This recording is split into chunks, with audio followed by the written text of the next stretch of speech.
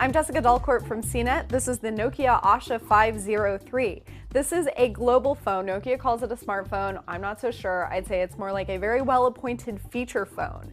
Let me draw your attention to the color here. This one is bright yellow, also comes in a lot of other bright colors like orange, blue, green, also white and black. Another thing you're going to notice about the phone, and it's a really cool look, is that it has sort of an unusual kind of trapped in ice cube sort of aesthetic going on. If you kind of look at it from above and tilt it from the side, the color peeks out, but you can sort of see this plastic casing over it. I think that's really neat, and that frankly is the best part of the phone.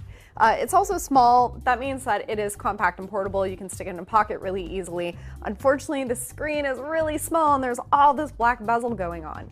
The screen is 3 inches and the display resolution is actually very low. It's QVGA. This makes a big difference. Even though the icons are small, they look a little bit jagged around the edges, text too, and images don't look very good at all. There's also a browser on here that will compress images to low quality. So if you don't change that, you're really going to see a lot of grainy pictures when you're surfing the web. You can change it to a higher resolution, but that is going to mean it's going to take longer to load. As for photos you take yourself, there's a 5-megapixel camera on the back with flash. That could be good. Some Nokia 5-megapixel cameras are. This one is not. That is because it is fixed focus. So you're going to have a really hard time determining if it's in focus on your own. You won't be able to take a lot of motion pictures or pictures of squirming kids and dogs. There is a VGA video recorder that takes some pretty poor video. I wouldn't recommend using it to share with a lot of other people.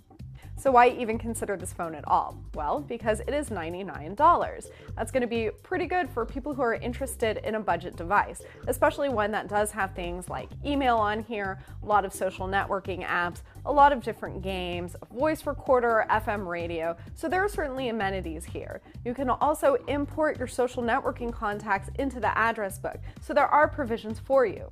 This phone does not support LTE, but it does support 3G.5, a little bit of a faster 3G connection. The Asha 503 is not going to be available in the US at all. Instead, it is available in select markets globally.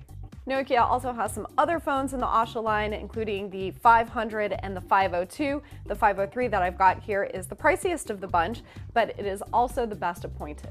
I'm Jessica Dalcourt for CNET. You can check out my full review of the Asha 503 at cnet.com.